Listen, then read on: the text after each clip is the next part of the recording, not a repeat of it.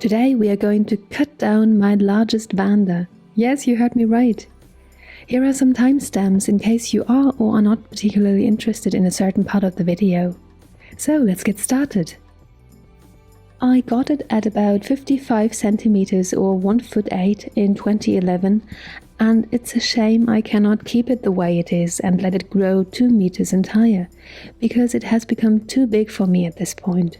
It grew bigger and bushier with time, and as far as I can tell, this Vanda is one of the tallest windowsill grown Vandas on YouTube. And I'm not going to lie, I'm very proud of it. I shouldn't be particularly proud of myself though, because quite honestly it has been such an easy to care for Vanda. But if you want to know how I took and still take care for it, I will link my Vanda growing practices for the windowsill video up above.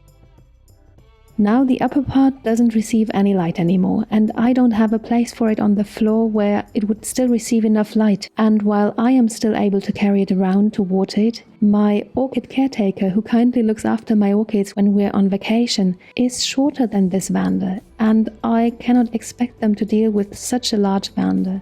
Now with the current crisis, our vacation will probably be cancelled anyway, so I could have let it grow another year. But it's too late, it's already cut in half. This Vanda is really close to my heart. It's the Vanda the whole Bumblebee theme originated from, when a bumblebee repeatedly came through the open balcony door to visit its flowers to feed on their sticky fluids in 2015. And I'm so happy I have some footage of this cute bumblebee.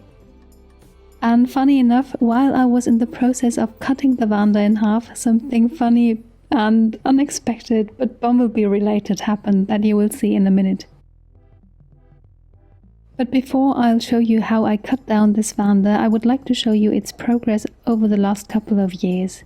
I got it in 2011 as a single stem Vanda. It was already blooming size and bloomed for the very first time 2 months after I got it. One day when I got home, my partner had stuck it into its first wooden basket. It was really small, but it proved to be big enough because this Vanda stayed in this basket for about 6 years before I decided to rebasket it. We kept it hanging above the windowsill, and in 2016 it reached the ceiling for the first time, and I've made a video about that and how I rearranged it and placed it on the windowsill. As you see, it produced clusters of beautiful blooms every once in a while. In 2017, I found it needed a bigger basket, although it was still able to balance itself in the small one it had received in 2011. I'll link to the rebasketing video up above. It was quite challenging, and I'm glad I did it because there were quite a few dead roots in the basket and it established itself in the new basket in no time. In 2019, it had outgrown the windowsill, and I knew we were approaching the day it needed to be cut down.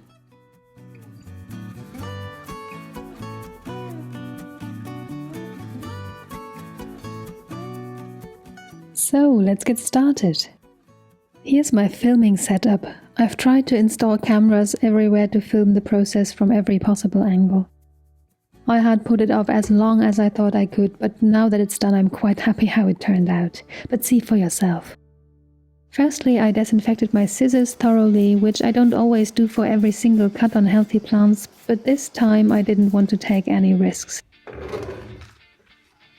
Please ignore the messy corner, that's where I store most of my orchid media.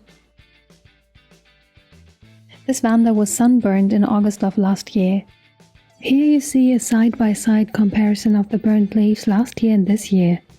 The dry and yellow areas recovered quite well and turned green again for the most part. I find that quite impressive. All that's left is a silvery shine here and there and some brown markings on the edges. It wasn't all too bad, but I think it triggered this keiki so that I don't have to wait for a side shoot after the cut because it's already there, which is quite good of a starting point if you ask me. Well, let's return to the scene of crime.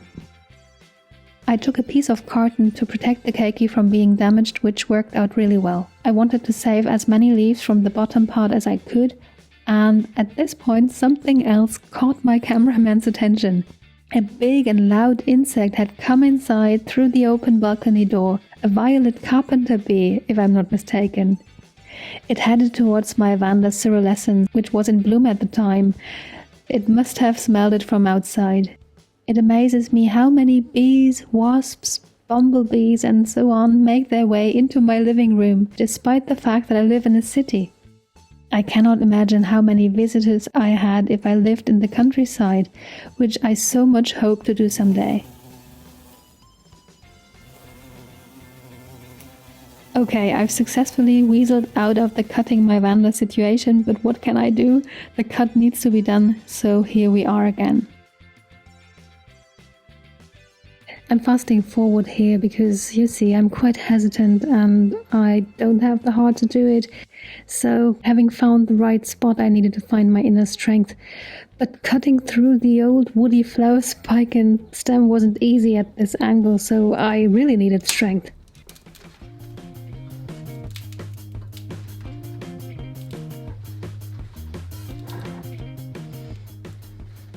Here I'm halfway through, I think, but not quite.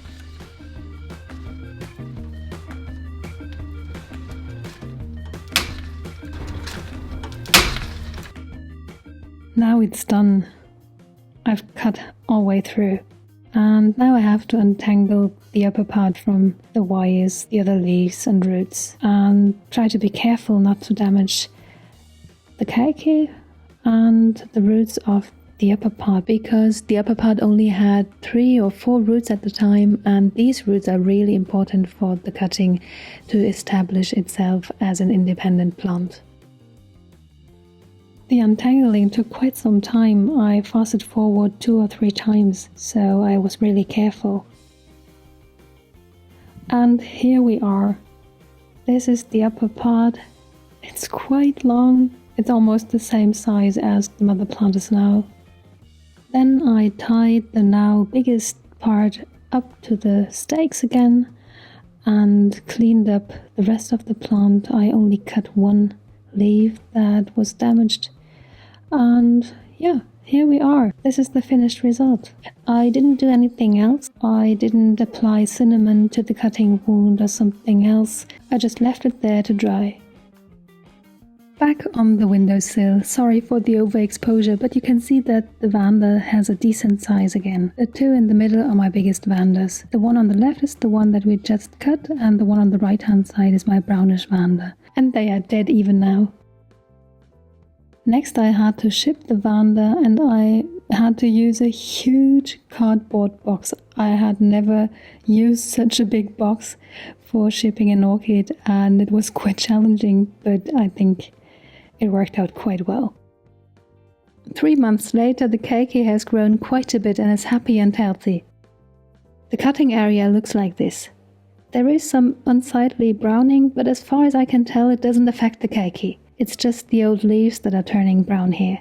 The little browning at the base of the keiki is an old leafy sheathing. It's not the stem of the keiki turning brown from an infection or so. That's the status quo.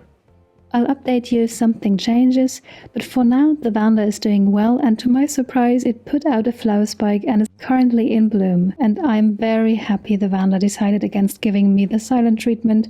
I mean, refusing to bloom for a long time, but acts as though nothing had happened. Here's a quick look into the Orchid Collection app. In case you're interested, there's more information on it in the description box below.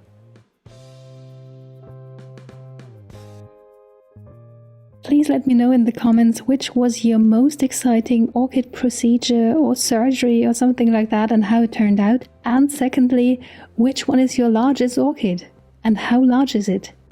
And if you enjoyed this video, please share it with someone that might be interested on Facebook or somewhere else on social media. And please leave a like, that won't hurt, and I would really appreciate it. And if you are not subscribed yet, please do so, because I have a wide range of windowsill orchid related content on my channel, including quite a few videos on how I grow my Vandas on the windowsill. And that being said, happy growing to all of you. Bye bye.